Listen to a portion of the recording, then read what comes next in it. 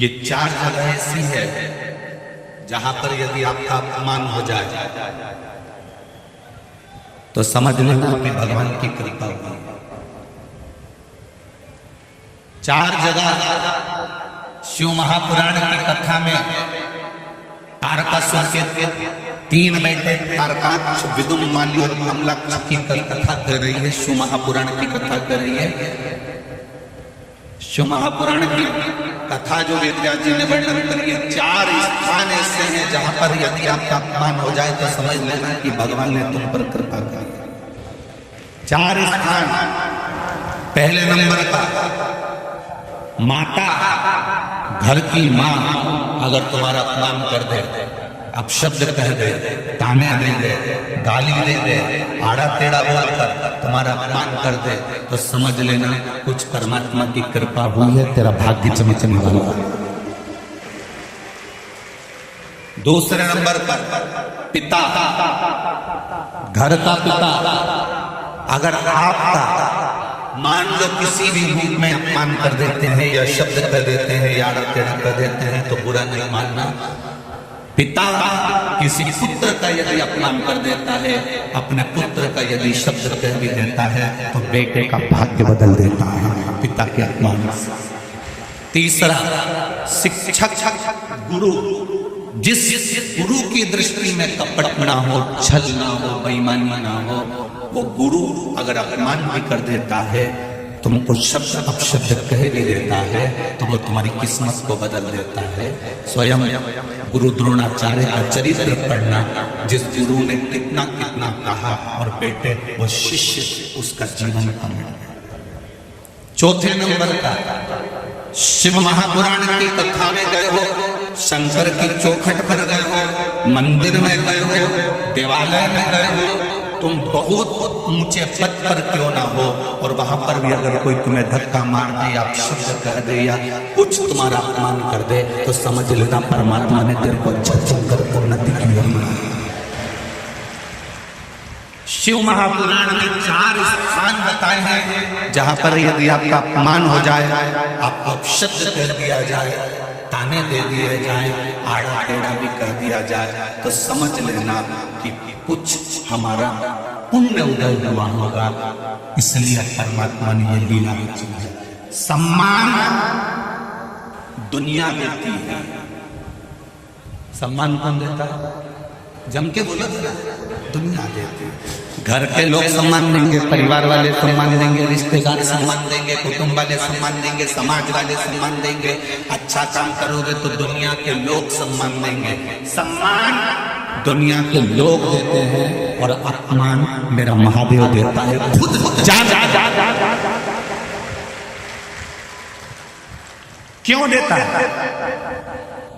प्रसंग तुम्हारे भीतर भी एक प्रश्न जागृत होना चाहिए कि महादेव अपमान क्यों देता है, उसका कारण क्या है? क्या कारण?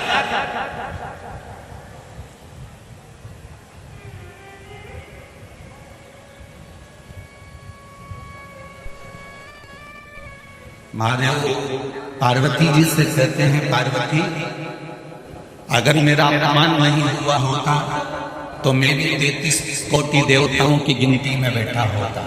मेरा जगह जगह अपमान हुआ इसलिए मैं देवों का भी देव महादेव बनकर बैठा हूं।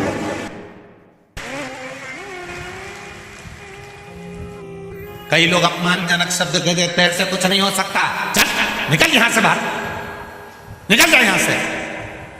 बड़ा आया दर्शन करने बैठ गया, बड़ा आया कथा सुनने बैठ गया, बड़ा आया यहां आकर बैठ गया, निकल बाहर। ये अपमान के शब्द कभी कभी महादेव निकलवाते हैं। क्यों निकलवाते हैं? जब तेरे भीतर इस अपमान से थोड़ी सी भी ज्वाला जगेगी तो तुझे लगेगा कि अब एक बार मैं भी शिव पुराण की कथा करवाऊंगा, एक बार मैं भी शंकर के मंदिर जाऊंगा। उठा रहा है, प्रकट कर रहा है। अपने चार स्थान पर अगर शब्द अपशब्द हो जाए, चार स्थान पर अगर कोई अपमान भी कर दे, माँ भी अपने बेटे को अपशब्द कर दे, पिता अपने बच्चे को अपशब्द कर दे, कोई सदगुरु, तुम्हारा गुरु कोई सदगुरु भी अगर अपशब्द कर दे और तुम्हारा अपमान कर दे और शिव महापुराण की कथा हो, चाहे मेरे भोलेनाथ मेरे बाबा का धाम हो, उसकी चौखट कोई मंदिर कोई देवालय में चलेगा।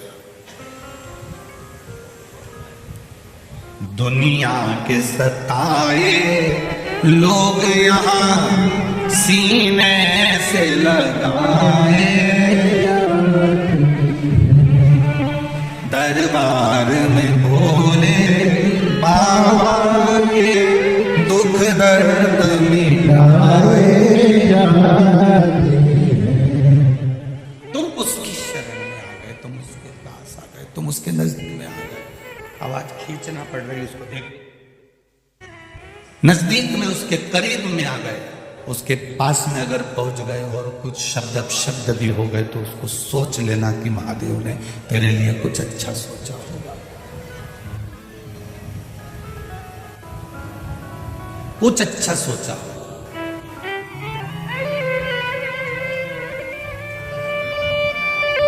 सारी दुनिया में लाइन से दर्शन होते हैं।